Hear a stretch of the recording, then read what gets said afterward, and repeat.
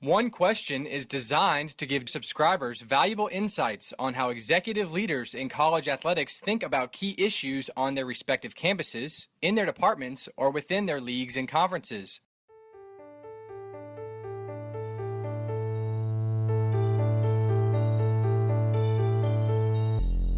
Greetings, this is Ty Brown and welcome to One Question, where we highlight executive leaders in college athletics. Our guest today is Greg Myford. Greg is currently the Director of Athletics at University of Alaska-Anchorage. Greetings, Greg. Thanks for joining us today.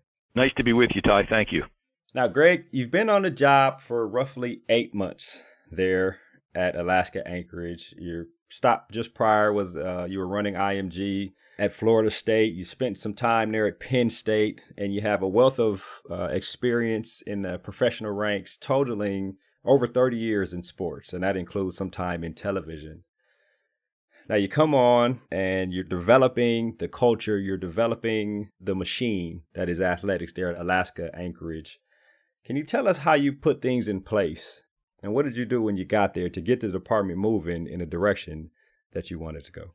Great question. Sure. Well, first and foremost, upon arriving last July, Ty, I really needed to make sure before anything else that UAA athletics was aligned with the university mission overall and the chancellor's vision. There were some changes, obviously, within athletics with my arrival, and then on top of that, there were also changes in the senior administration of the university, including a new chancellor and new vice chancellor that has supervision of athletics. So everything else kind of became secondary to that initially in order to make sure that athletics could fulfill its own mission. So that was first and foremost, and we did that a number of different ways. Walking in the door, I was very aware of the strong academic performance that athletics had here at UAA, as well as their winning tradition and their winning teams. But we needed to be certain that everyone working in athletics was aware of that mission, as well as the chancellor's vision and how our athletic team members fit into that. And so I spent a lot of time from the outset getting feedback from our athletic employees and sitting down and having conversations. I think I had 48 to 50 conversations with all of our full-time employees within the first 45 days that I was here, and that was just a terrific wealth of knowledge. But from the outset, I was very clear that we would really have some cornerstone principles and expectations here of all of our team members, and those are focusing on our fundamentals, professionally managing our affairs, and clearly communicating. And I tried to encourage that if we are doing all three of those things, regardless of the area or the unit that you worked in, we would be improving. So after establishing and confirming, our university mission and serving the university mission as well as the chancellor's vision, and then establishing our three fundamentals within athletics, after that we began looking at our organizational priorities. And we have several of those that rose out of those conversations with all of our full-time team members. And what came out of that really was we were able to develop our top 50 priorities, which sounds like a big number, and it is, but with all of those priorities, we were able to distribute those across our leadership team so that now all of those 50 priorities are assigned to a member of the leadership team and have a one-page outline that has been drawn up that details our specific goals that we need to achieve associated with and in support of those priorities. So, and all of that is leading back to, again, serving the mission, and at the center of that mission is never losing sight that all of our work ties back to student-athlete well-being. The first, I guess you said, cornerstone that you mentioned was your fundamentals. And I imagine that the student-athlete well-being is a part of the fundamentals as a department. In those top, the 50 priorities, when you put that list in front of your staff, are they ranked like the number one, this is our top priority, number two, or is it just these are the 50 most important things in our department? How is that list structured? Yeah, well, it's not 1 through 50 because what they are, the way we've been able to distribute them is across our different units. So, compliance is going to have priorities, academics is going to have priorities, our strength and conditioning is going to have priorities. So now within that, they will be ranked. But I think one of the key attributes of working through these priorities is that they also have the ability to be adaptable. So what is a priority today, and we begin to make headway on or complete, that moves off the list and something else becomes a higher priority. Yes, sir. That's very interesting. And then, of course, tying back to the fundamentals and the student athlete, have you developed key initiatives that will help you execute the priorities that help to execute the grander mission, which is the 3 cornerstones? Sure, absolutely. Well, put it this way, we better have, right? I mean, right, yeah. It's one thing for us to have goals and priorities, but we need to take action on those, and that action comes through, some very specific initiatives. One of the ones that we're most proud of here is a new initiative called Direct Connect, which is literally a connection between all of our Seawolf student athletes and our senior leadership team, including my office. So what that really is it's 10 student athletes every other week from our various teams that we meet with, myself and at least one other senior administrator, and we have the conference room and we'll bring them in, and most of the time they do not know exactly why they're coming into the room. So we break the ice a little bit, and we'll have some pizza, and everyone has a little time to get acclimated. But as they come in the door, everyone is given a questionnaire, a personal questionnaire that starts out with some very basic things like name, the sport you play, the position you play, what year you are, what your hometown is. But then it moves into some more personal information, what your favorite foods are, the last concert you saw, and so you can kind of see the wheels turning. That I'm going to have to fill this out and introduce myself. But what's really gets interesting is when we collect the sheets and then hand them back out. And with the basic rule that you're not allowed to introduce yourself or a teammate. So what ends up happening, it's a terrific icebreaker where everyone is interviewing someone else that in all likelihood they either don't know very well or perhaps even haven't met. And so that's become very rewarding, and it puts everyone on an even level. So the premise of Direct Connect is very simple.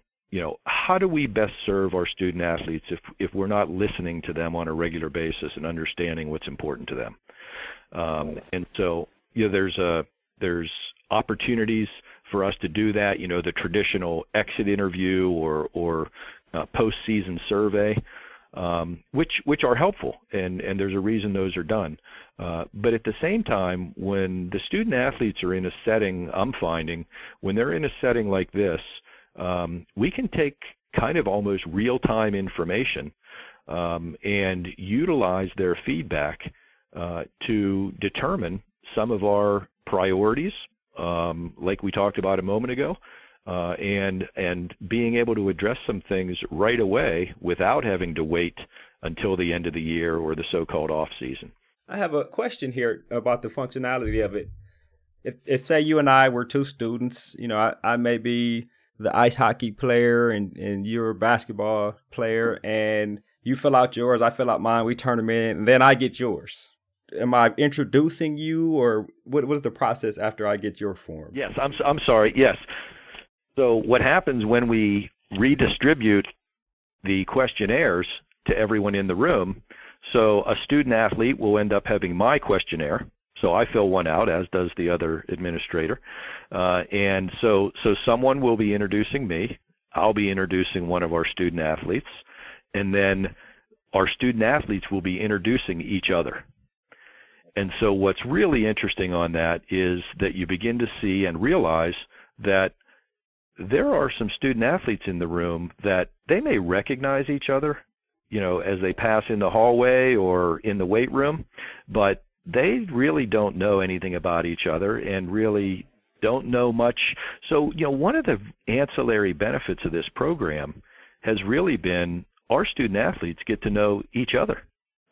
And that's really a powerful thing. It has led to direct conversations, Ty, about one of our team members organizing their own team to come to another team's event. So, it really builds support and, as you say, a closer family tie. Right. I imagine as they're introducing each other, they find commonalities and the conversation just takes off from there. I wonder about the selection process for the 10 athletes. So, with our 13 programs, and we have 160 student athletes, the beauty of this program is during the course of the year and across the academic year, all student athletes will be able to participate in this. And what a terrific thing, certainly for us as a leadership team, being able to hear from all of our student athletes. One of the very direct benefits that we suspected would happen is we're going to learn a lot. As I said, if we're not listening to our student athletes, how do we understand what's important to them? But what has come out of this and these conversations is we have agenda items each week for our leadership team meeting that is content that's coming directly from our Direct Connect sessions. As I said, that helps us prioritize what we need to get done. Where does what they're talking about fit into something we're already working on or something we need to work on? And then, some of the ancillary benefits I already mentioned where, they not only get to know us, which is something that was important to us in developing the program, but they get to know each other. And then finally, as I said, this is a program that will touch every student athlete throughout the year. So directly to your point, the way we get the student athletes involved and how they participate in a specific Direct Connect session is we basically rotate the teams around. Our senior administrator for internal, Jane Pallister, contacts our coaches and has our coaches volunteer the student athletes that they'd like to participate for a given time. The other and that has a benefit in and of itself. Now our coaches are aware that their student athletes are participating. They're aware that the senior administration is in touch with the student athletes, and it becomes a full circle. It becomes a full circle program because there are also agenda items that we can utilize in our coaches meetings that come out of our conversations. So it's really been rewarding, and again, dialing it back to let's never lose sight of why we're here. This ties back to our student athlete well-being, and we look to continue this program, and we'll certainly continue to enhance it too. Right, which is an aspect of managing the fundamentals of the whole department. I have a couple more questions about this. Is an interesting program as here. Well as clearly communicating. Yeah, exactly. Exactly, right. This is an interesting program here. All student athletes are a part of it, so the coaches, they won't recommend somebody twice, right? So everybody on the team has an opportunity to go. Because, some people aren't necessarily the most social, right? That's probably an uncomfortable situation for different people with different types of personalities. But the coach is like, hey, you're one of the last people left. You got to do it, kind of thing. So how do they balance that part of it? Well, no question. And the beauty of this is you're right. You have 10 different student athletes in the room. So you have 10 different personalities. You have 10 different interests. You have, several different cultures on a given day. And so the beauty in bringing them together is that, you get to hear that diversity of opinion. The other thing we're finding is when someone who's not necessarily or might not be inclined to speak up normally, if they have to go and knock on someone's door, they're just not going to go and do that. But when they're sitting around the conference room table with 9 of their peers and a slice of pizza, they loosen up a bit. And it's okay to share because everyone else is. And we've all experienced that. There's comfort in numbers, and that's an important part of the process. This is in many ways an educational process as well. When our student athletes are able to go into a conference room and have conversations with our administration, there's an aspect of that that's real life. And when they walk into the conference room in their first job, you're going to be expected to and know how to participate and contribute. Yeah, I agree with that. How do you decide which senior administrator will join you in the meeting? Yeah, strictly rotating it. So one day we'll have exactly. Yeah, I just make sure that everyone gets to participate. It's good for our student athletes to have exposure to the various professionals in our group and hear a little bit about the roles they play. One of the other benefits of this is now our student athletes, there's no question in my mind, they leave the room with a better understanding of what we do on their behalf and how we set our priorities and kind of what goes into running UAA athletics. That, again, dials back to participating in the educational process and making sure that they have as complete and as thorough an experience as they can while they're here. Thinking about back to when I was a student athlete and then thinking about how my brain works now, right? If I was a student athlete then, I probably would have, after the meeting, asked, hey, can I come back to this? And then if I was on your senior staff, I'd probably have been like, hey, I know we can only go one time, but I just want to see it in another one if that's possible. This would be very interesting to me if I was on staff or even if I was a student athlete. You know what? It's already happened, Ty, which is another great aspect of this. I've taken. So the other thing I should mention is that every student athlete leaves the room with the business card of myself and the other administrator or administrators that participate that day, with the very clear understanding that use this. So if you have a question about something, make sure that you're sending an email. My office number is on there. My cell number is on there. So, all of the student athletes have my information to utilize. And so that's one of the things that we want to make sure, and that's part of the direct connection, so to say, is making sure that they have that at their disposal and are comfortable using it. We would encourage someone to say, can I come back? If we get that kind of feedback, what does that tell you? How we're doing with the program. Yeah, exactly. That's kind of where I was going with the final question here, Greg. Evaluation, right? So you're in 8 months, you got a few months before you get to kind of 1 year internal review when you look at yourself and what you've accomplished and what you've done, which as a good leader, you're probably doing consistently, throughout the year. But when you look at this program, how will you evaluate it? It seems like there's a lot of intangible things where you can see that it's doing a lot of good. Is there any tangible or quantifiable type evaluation points that you'll have when you look back at this? No question about it. So each and every session, we have one of our administrators in the room is taking notes. I mean, we know what's talked about.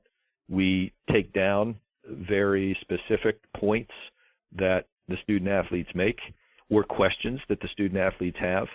And so in getting to evaluating how we're doing, were we able to answer their questions, whether before they got up from the table, 2 days later, or 2 months later, depending on what we had to do in order to pursue the answer. But with those notes, we'll be able to go back and have a very accurate look at, here's what was talked about, here's what was suggested, here's our responses to that. How many of the suggestions were we really able to act on? And if we weren't able to act on it, did we respond to the student athlete with why? Part of this is making sure that it's not about giving everyone the answer that they want to hear. It's about giving everyone the answer that we have and can manage and are able to put into place. So I can probably most simply answer your question, Ty, with a statement that one of the student athletes made in our most recent session, and that is, and this has also been the most rewarding. One of our cross-country runners said, many people talk of having an open door policy. It's nice to know that you're all proving it. And so if we have student athletes that feel like they can drop us a note, give us a call, or show up at our door, we're accomplishing what we want to accomplish. All right. Well, Greg, this has been an excellent conversation. That Direct Connect program sounds like it is actually doing a whole lot of benefit to the student athletes as well as you guys as a staff there at University of Alaska-Anchorage. I really appreciate you joining us here on One Question. Well, I appreciate you providing the opportunity, Ty. Nice talking with you. That was Greg Myford. He is the Director of Athletics at University of Alaska-Anchorage. And of course, this is Ty Brown with One Question. And keep in mind, the role of a leader is to create and maintain an environment that people want to be a part of. And as always, be better tomorrow than you are today.